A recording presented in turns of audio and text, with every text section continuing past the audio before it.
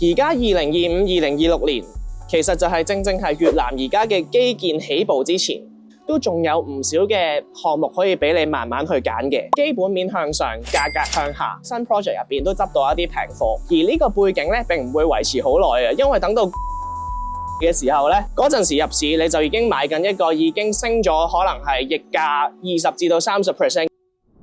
今日咧就想同大家講係一個非常之矛盾嘅國家，一邊廂發展商 CEO 話2026年係地產災難嘅一年，但係同時咧，越南上半年嘅 GDP 增長咧係自2021年以嚟嘅新高，樓市就嗌救命，但係經濟就開紅盤。咁究竟係啲乜嘢嘅原因令到有呢兩個咁矛盾嘅情況出現呢？而呢個矛盾入邊，正就係未來10年最大嘅機會。今日我哋同你了解一下越南嘅底牌。想了解海外物業，我係石城嘅 Jaden， 陪我一齊放眼世界。越南嗰方面嘅經濟發展數據究竟有幾誇張呢？啱啱提及到 GDP 嘅數據，咁上半年咧其實越南嘅 GDP 咧總共升咗8.18%，而第二季度直情去到8.39%呢一個非常之靚仔嘅數字，係其他東南亞國家完全比唔上嘅一個數據。另外上半年註冊嘅 FDI 即係 Foreign Direct Investment 高達346.5億美金，按年狂升61%。新加坡同南韓咧就係最大嘅金主啦。製造業咧總共食咗63% 嘅 FDI 咁多，工業生產嘅增長咧都去到大概10.8%，係2019年以嚟最強嘅上半年。政府仲放風話想挑戰全年10年嘅工業增長去到10% 咁多。簡單啲嚟講，全世界嘅供應鏈同埋製造業都搬緊嚟越南，而家係加速緊，完全沒有呢個收慢嘅腳步。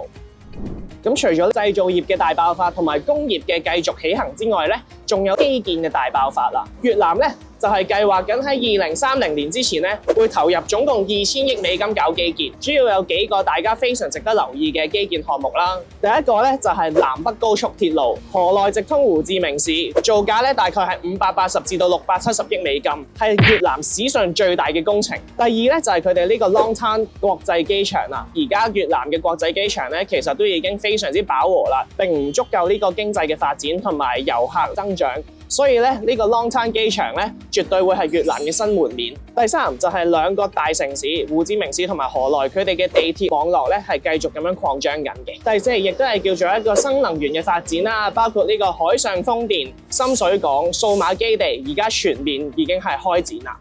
啱啱講到有1500至到2000億美金嘅投入啦，但係其實越南咧並冇咁多錢嘅，佢哋只係足夠差唔多俾一半嘅價錢嘅啫。另外嘅一半大概係800億至到1000億美金咧，主要都係靠外國嘅投資去支撐啱啱所講嘅4大基建。所以咧喺2025年咧已經修法引入咗外資同埋競爭性嘅招標，即係話呢啲項目咧係非常之認真，係要投標去做，而唔係只係一個口號。咁越南嘅製造業發展、工業發展、基建嘅發展同你有咩關係呢？其實基建咧，即係代表樓市未來10年嘅劇本。亞洲嘅樓市歷史咧，已經一一咁樣再證明俾你聽。其實鐵路起到邊度，樓市就會升去邊度。好簡單啦，就係點解香港嘅人我哋要買鐵路沿線嘅盤啦。越南咧，正就係隨住呢啲嘅步伐支撐起樓市佢嘅升幅。而家2025、2026年。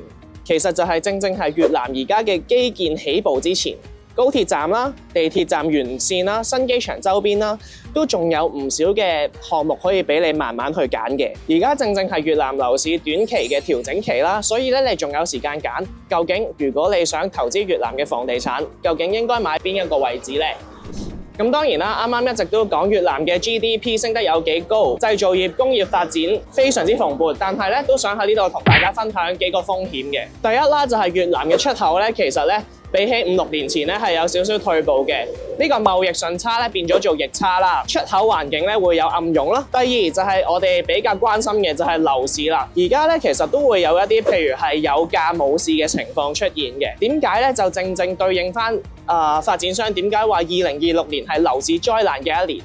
因為佢哋嘅建築成本咧足升咗20至到30% 咁多，所以咧令到其實好多新盤嘅嗌價咧係想 cover 翻佢哋而家嘅建築成本，令到好多時越南當地嘅人咧就未必真係可以買得起最靚地區嘅新盤，從而要轉去呢個二手市場啦，同埋可能係次一級嘅樓盤。第三就係呢個政治嘅風險，咁始終越南都仲係呢個共產國家啦，政府想點就點，話邊就邊。但係而家咧外資同埋我哋外國人咧都仲係有呢個50年嘅業權同埋呢個30% 嘅配額嘅，所以我哋大家真係要把握而家政府想經濟發展嘅機會。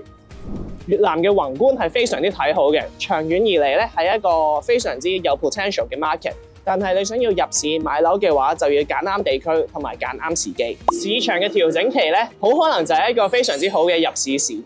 點解咧？你翻轉頭睇翻啲數據，其實買一個城市升定跌，其實最主要睇兩樣嘢啦，經濟發展同埋人口增長。正越南呢兩樣嘢都可以滿足到你，絕對唔會因為淨係今年樓市慢落嚟而消失嘅。發展商話退得慢，但係同時咧，佢哋嘅嗌價咧亦都係比較進取嘅，即係話其實基本面向上，價格向下，所以咧你係有機會可以喺新 project 入邊都執到一啲平貨。而呢個背景咧並唔會維持好耐嘅，因為等到高鐵通車或者佢嘅地鐵網絡逐漸擴大嘅時候咧，市場嘅氣氛翻嚟，嗰陣時入市你就已經買緊一個已經升咗可能係溢價20%至到30% 嘅價格。所以買樓從來都唔係買氣氛，而係買個時間差。而家嘅淡市俾多你3樣嘢，第一就係議價嘅空間，第二發展商嘅優惠，第三就係唔需要同人搶啊！如果呢3樣嘢變翻係市場向上嘅時候咧，你就絕對唔會有機會攞得到啦。當然啦，我哋都唔係叫你亂咁買啦。越南呢一個嘅國家咧，如果你揀錯城市、揀錯地區，就非常之大鑊噶啦。所以下一集